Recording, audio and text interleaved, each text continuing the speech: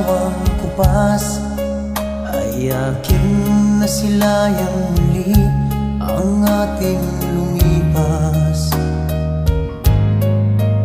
Kung may babalik ko lamang ang panahon at ang oras,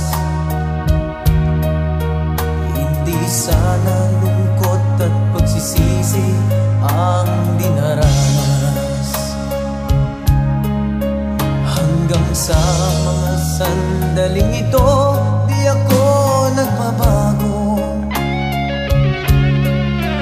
Taglay ko pa rin ang damdamin sa ating lumang litrato.